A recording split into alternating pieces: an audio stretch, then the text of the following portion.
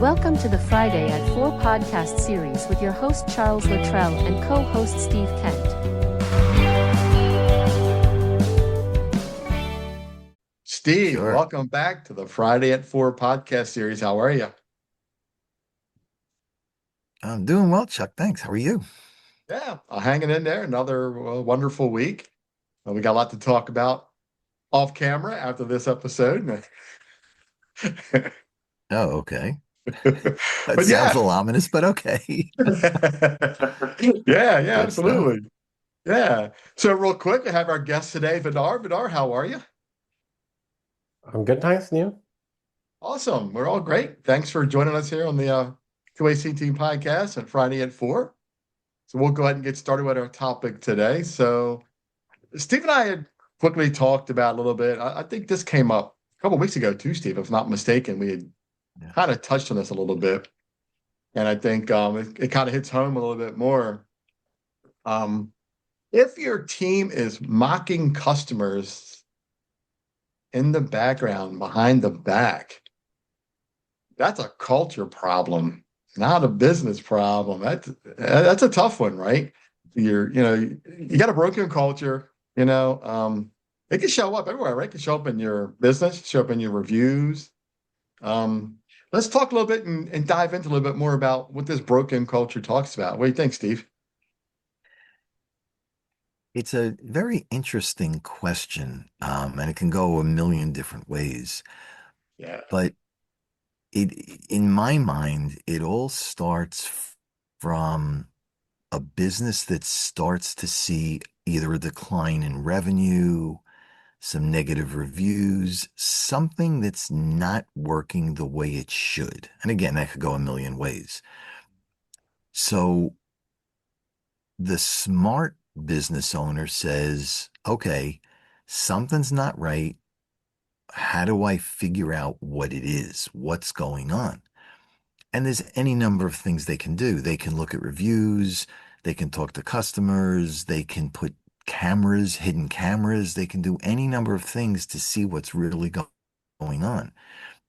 And based on what they see, again, the smart business owner takes the action. So one thing which we can hone in on based on the question, the topic of the day is what happens when it's your employees? Now, that, again, that could come from the videos, the reviews. It could come from anything. So when I was in corporate for a long time and something didn't work, the first thing I did, and again, it may or may not be in retail because I was in a company, but the first thing I did was to look at, is there a written process of what's supposed to happen? Some protocol, Then, right? yeah, an operating procedure, if you will. Yeah. Then from the operating procedure, were the staff trained on that procedure? So if there's no operating procedure, then it's the business owner's fault. If there is a procedure and the employees aren't following it, that's the training aspect. And again, that's the employer, the business owner. But if the employees have been trained and are not following it, now it's whatever corrective action wants to be taken.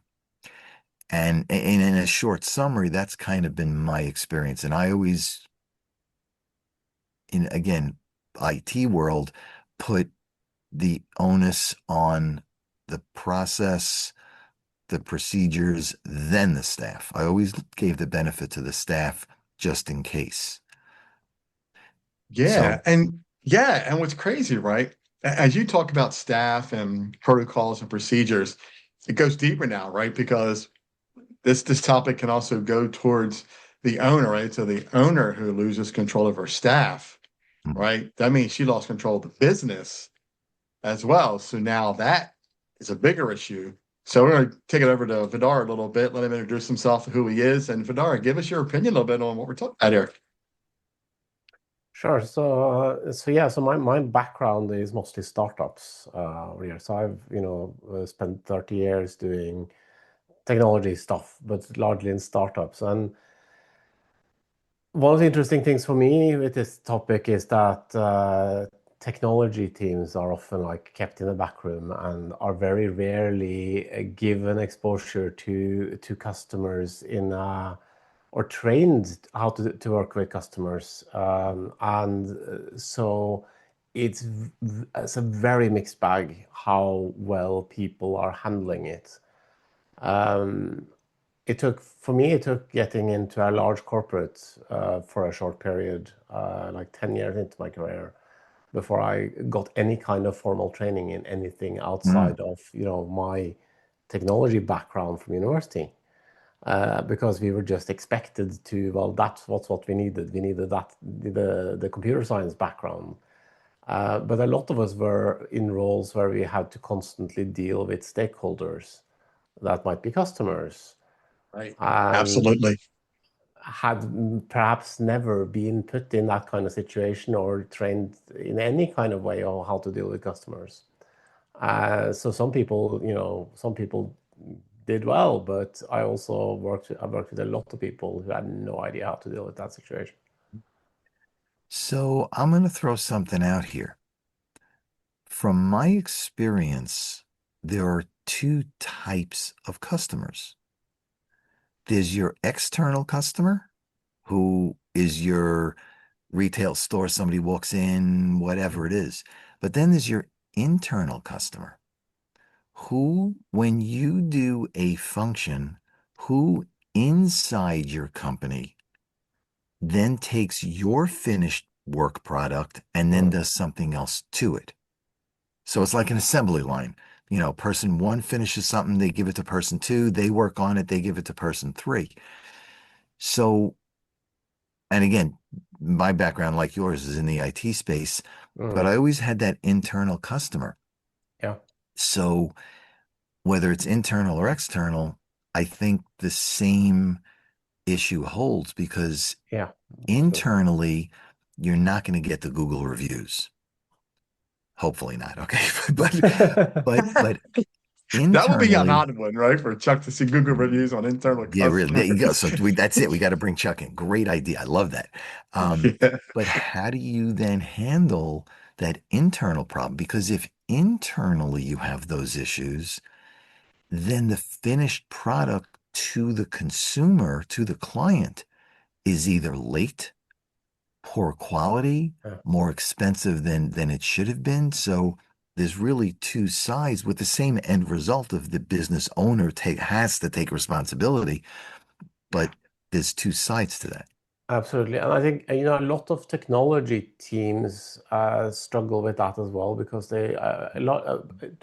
very often because they lack alignment with the overall business. Hmm. I've seen so many companies where the technology team's understanding of what the company's product is completely different from what the suite sees it as. And it might even be so bad in some cases that the CTO doesn't understand what is actually being sold. And it's a real problem. And I see this actually one of my first big corporate experience was with Yahoo back in the day. I mean, we're talking 20 years ago. That's a name from And the past. Yeah. exactly. And the technology team at Yahoo tended to see Yahoo as a technology company, but Hmm. Yahoo was a media and advertising company. Got it. That was their business. That was what they were making money on. They needed eyeballs, and the technology was entirely incidental. Mm. And the technology team really struggled to see that. And that was one of the big problems for Yahoo, was that there was like this fundamental disconnect there with a bunch of geeks that thought they were going to be building cool technology, whereas the business just wanted eyeballs. And, they certainly didn't manage to reconcile that while I was there. And we've seen Wow. how it's gone since as well. But this is a problem in all kinds of sizes of companies where you have these teams that don't understand what the business is really about Right. and often shows a lot of disdain for it. I mean, technology teams in particular tends to be like there's an open disdain for like marketing and sales. There's like no end to the amount of mockery. But these are the guys that are gonna actually make you the money to pay for all of the stuff that that we are building and using. Right. I think the interesting thing too, Steve, right, is that it hits everything, right? Because not only does it hit, the owner and the employees and the customer, but then it hits the ego, right? The culture and the customer experience, right? All at once. It kind of it all ties together, right? Because it really forms that cloud, right? Of it can be a gray cloud or a white cloud or a blue cloud, right? That looms over your business with how this all fits together, right? When and I've been in companies where, to Vidar's point, the staff, the teams are not given the bigger picture. So you end up working in silos and sometimes against each other. So yeah, so you have two silos, both things that their work is more important, is more complicated, that I'm better than you, you're better than the next person. It can't end well. It can't. Right. If everybody's not aligned going in, and I'm not saying everybody's going to be 100% because that's not realistic. But if, at least in a general statement, we're going down the same road, you have a better chance of success. Yeah. And if those two silos don't know what each other do and how they fit into the bigger picture, that creates a whole another issue, right? Because now you got one silo working against the other, and they have no idea how they work together in the company. They're just chugging along, doing their thing, and getting feedback on how they're doing their job, right? Yeah. And it can be really disastrous. I mean, a lot of my work has been in startups where money is tight, right? And you end up with, I've seen cases, for example, where I've seen the pitch deck that went to the VC in the first place, and I know what kind of projections, what their market size is, how large part of that market they expect to take. And then I talk to the technology team, and they think that they're building a product for a market that is like 10 times larger than the total possible largest market for this business. And they are spending money accordingly because they think they're building something that needs like 100 million users to be successful, but maybe in their niche there's only 10 million people, right? And so realistically they're going to be capturing maybe 1 million.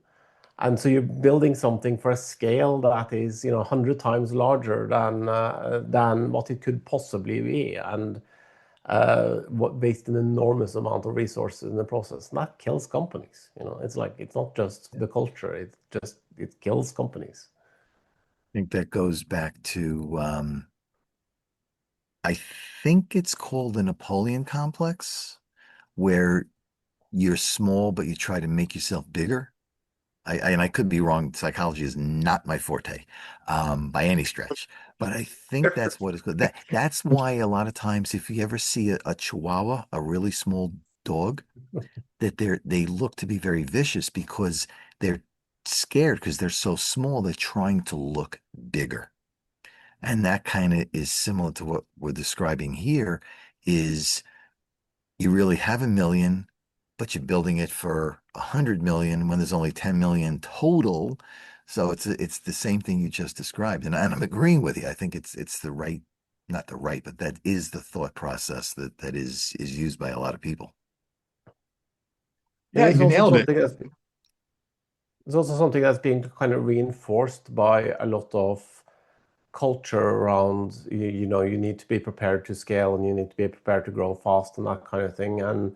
And if people are then not given corrections from their own leadership and being told that, well, yeah, that's fine, but this is what our business is like, this is the box we're fitting in, this is what we're actually building for, then you fall back to the sort of common wisdom that it might be shaped by reading articles by people in companies that are 100 times the size, right? And everybody's looking to the big successes. Yep. And they're looking at, well, what are those big successes doing now instead of what did they do when they were our size? And I was So, going to nail on that too, right, Steve? I was going to say, if you look at it from the small business perspective, right, you have a team of 8 people, not 800 mhm, people. How that really affects more, because now that smaller team has to be more effective, has to understand more, because if you have 3 of the 8 people who aren't understanding of your culture, how they fit into what their roles are at your company, it can really be disastrous for a small business, because now you have 3 disconnected people, right? You got 5 connected. Those 5 people can really be like, well, what are you doing here? Because these people don't know what they're doing, right? Then the left hand and right hand, they don't know what they're doing with each other. And yep, next thing you know, yep.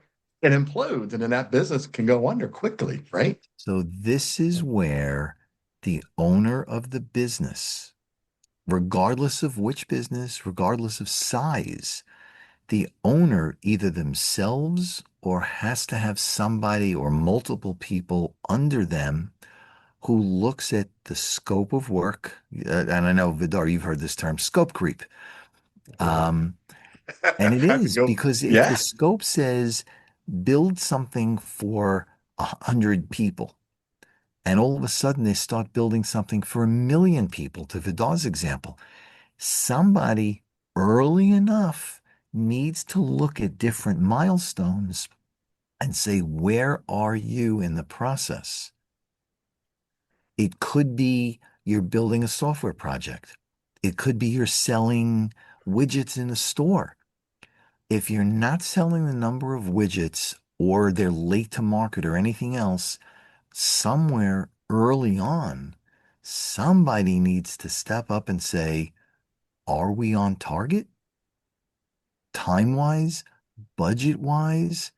If we're not, stop it in its tracks before it goes completely off the rails and say why. Yeah. And that's the bigger issue, right? When you have a business owner who Mm-hmm. doesn't clearly understand or clearly articulate the goals of the Mm-hmm. business, right? Then you have a problem, because that Mm-hmm. train derails because nobody knows what they're doing. Yep. But they go out there and think they know what they're doing. They just try to do the best they can, but they have no direction, right? And Right. that's where the They don't. culture piece comes in, right? Yeah. Mm-hmm. Yeah. Yeah. Have you ever heard the term absentee management? Oh, yeah. That's a good That's one. exactly what, well, not exactly, but one of the things for absentee management is what we're talking about today. If that manager owner is not around, not asking the questions, not holding people accountable, you're going to go off the rails.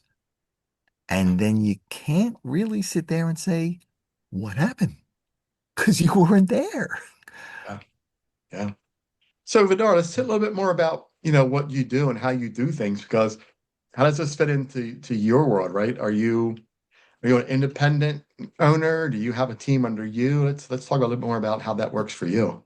Yeah, so I mean, I run a small consultancy, so I have a few people doing like freelance work with me, but I'm keeping it small. I don't really have a sort of an interest in growing it very large, because I like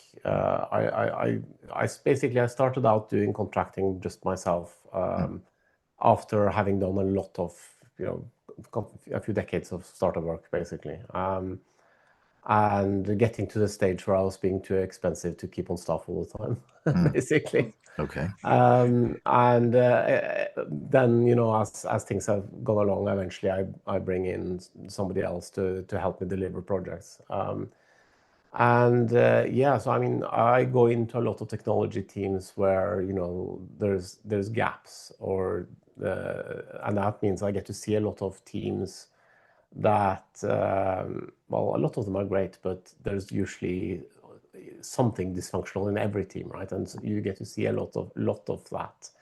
And especially when I come into teams that are in transition, where leadership is, changing and stuff like that, and I'm being brought in to fix one aspect of what happens during that transition, you tend to see a lot of interesting dynamics going on that fits right into this.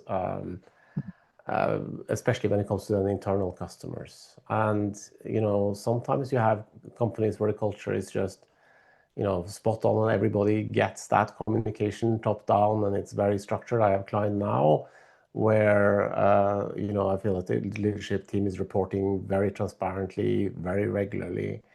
And I can see that flowing down and people know what the company is doing. But I've also, as I mentioned, been in companies where I've seen the pitch deck and I've seen what the people on the ground actually think the business is doing, and they're not the same at all. Not even on the same path, right? Oof. Exactly.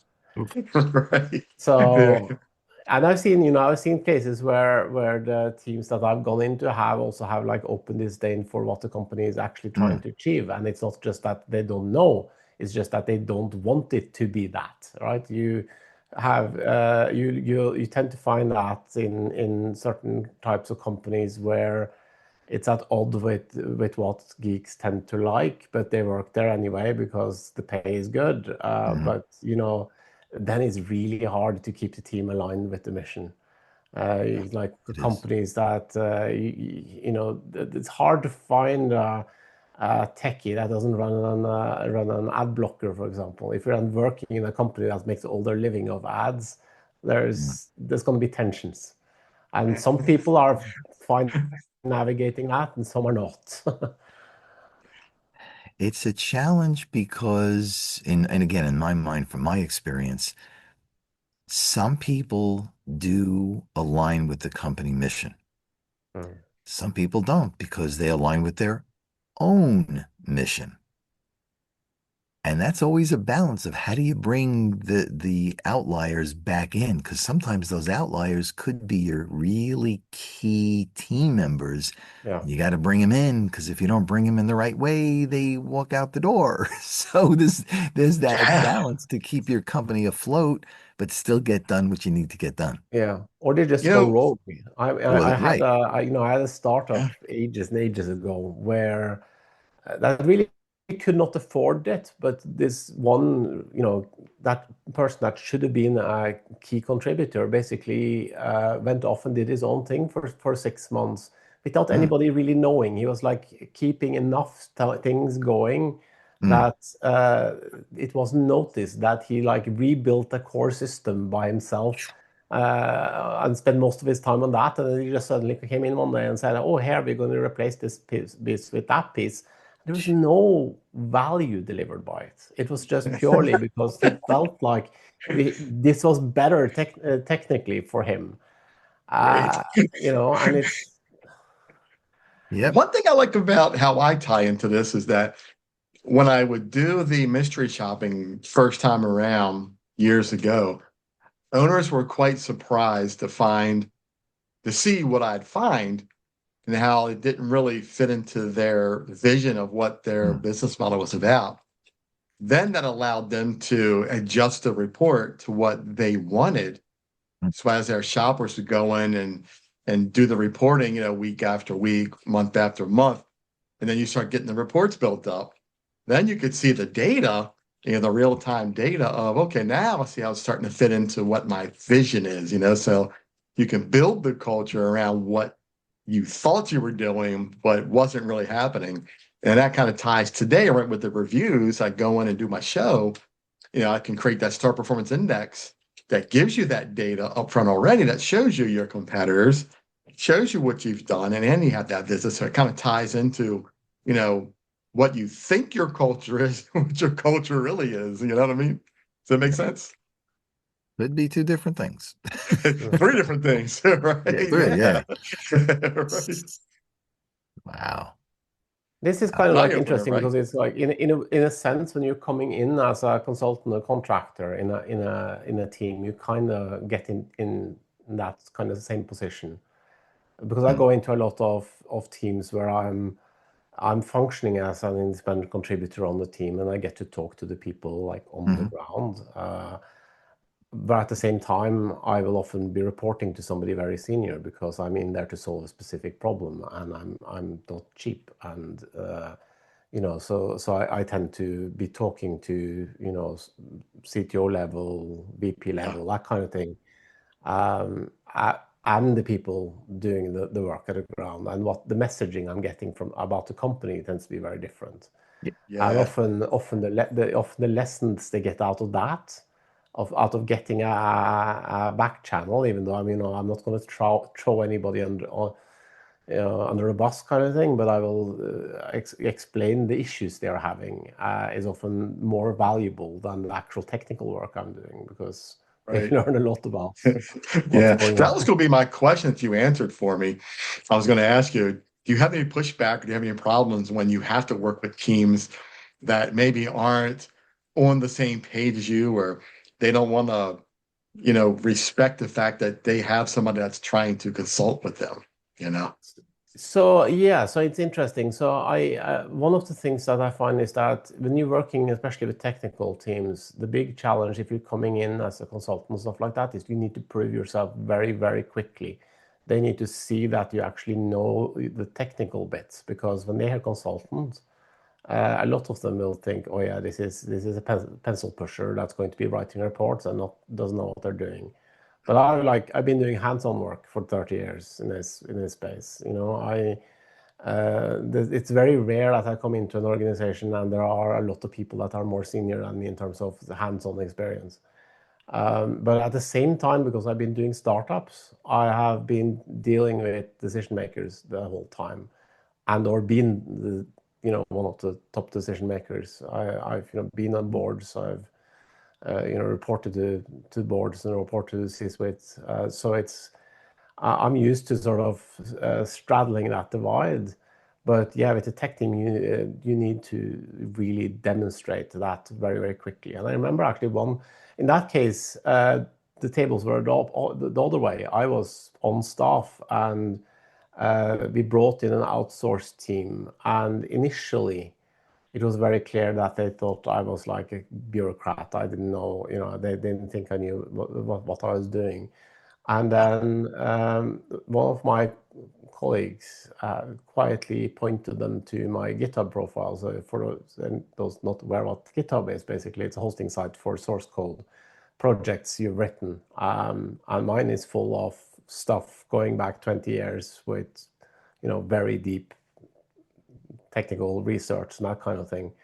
Right. And their attitude just flipped immediately. It was like Yeah. suddenly they listened to everything I was saying. And but you really just need to be aware of that with certain types of teams. If you don't like prove yourself right away, they're not going to respect you. Correct. And Yeah. they're gonna, Right. Yeah. Now, what a great segue, to tell our audience how we can reach you, how we can contact you or use your services. Yeah, so my website is hoxtadconsulting.com, but also just search for my name. I'm in the fortunate or unfortunate, depending on circumstances, position that my name is globally unique. So if you search for Vidar Hogstad, everything that comes up is about me. I have nowhere to hide. You Could know be a where good to thing or a hide. bad thing, but okay. Well, look, Steve can't But hide yes, because look at the screen, right? 516-727-2294. And Chuck, you but just yes, went you'll find away. me on Go. LinkedIn. I see probably the easiest other than my website. Yeah. Good stuff. Yeah. And Chuck's number is 410-935-6132. One of these days I'll memorize it, but okay. I was just going to say that. So, Steve, we've been doing this for 86 times now, man. You should know my number by now. I'm a slow learner. Slow learner. Vidar, you got that, right? No comment. No comment. He said no Smart comment. answer. No Keep comment. himself neutral. He's already understanding their culture. See that? Yeah, he is. He is. Good job, Vicar. Good on Yeah. I think great topic today. I think it fit for all of us, right? Because we all from, Vidar from a bigger global standpoint, you. of how he fit into that picture of that culture issue that could be there or a non-culture issue. Me coming from, independent consultant by myself, Steve working for himself and a mid-sized company. Right? I don't think they're too Yeah, we're around huge yet. 5,000 people. So Yeah, it's a so you're nice size still company. mid, right? Yes. I think we have a good mix of, what we talked about today. I think it goes a long way to say that even from the very top, all the way down to your startup employee or someone you just hired, I think it's important to make sure that everybody along that line is on board, right? With the culture, with whatever, the business owner, what their vision is for their company. So everybody can really, follow along and understand what we're trying to accomplish. So those two silos aren't working against each other, right? Correct. Makes sense. A lot of that comes from a new employee has to go through, depending on the size of the company, some type of onboarding. And in that onboarding, they should get something that says, here's what the company's about. Here's their mission. Here's their vision. Here's where you fit in. This is the direction we're going. They need to know that day one. Yeah, well, here's my onboarding for my latest company I worked for. Probably what? Is it about 10 years ago now? Here's your laptop. Here's your team. Figure it out. Mhm. So I did. Wow. That was my onboarding. Yeah, that was great.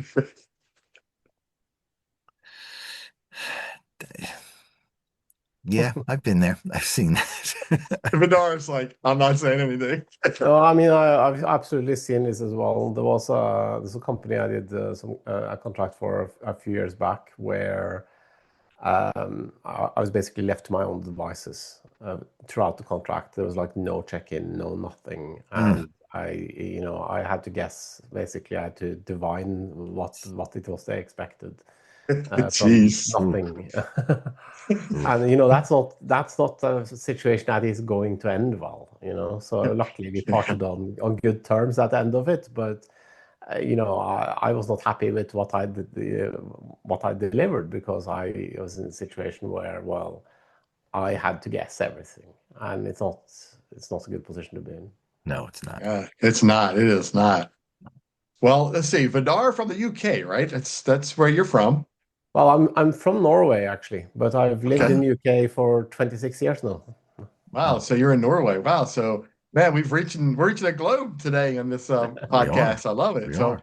I really appreciate you taking the time to come on with us and sharing your part of our topic today and your story. And Steve, as usual, I appreciate you coming on and joining in this conversation again with me. I think it's been a good one. Every week we say that, it's just 2 or 3 people, and this podcast we talk about a topic, and it's non-scripted. We don't talk about what we're doing prior to this. We don't have a script put together. It's just of us getting together and talking about our thoughts about a topic, and I really appreciate that. And it's I think this one hits for me because I really want companies, especially small businesses, to really think about their culture and think about how they're running their business. Are they chatting it up about customers? Are they, really making sure that their team is a team and a whole team and really working together, not these separate silos where you're working against each other. Is a front of the house, not understand what the back of the house does. And in Vidar's case, he goes into a company trying to fix some IT things, and well, do they really know what I'm doing here? It's like these things have to really work and work together, right? Yeah. It's interesting. Yeah, it's been an interesting topic. Yeah. It is. Well, we're about out of time. I appreciate you guys coming on again on a Friday at 4 because it's 4 o'clock somewhere. Steve, I love it. Vidar, thanks again for coming on. I appreciate your input. Thanks for having me. Yeah, guys, have a great rest of the day. Have a great weekend, and we will talk soon. You got it. Thanks, everyone. Thanks, Vidar. Take care. Thanks, Joe. Thanks. Have a great day. Bye. You too. Take care, everyone. You've been watching the Friday at 4 podcast series with your host Charles Luttrell and co-host Steve Kent. Thanks for watching.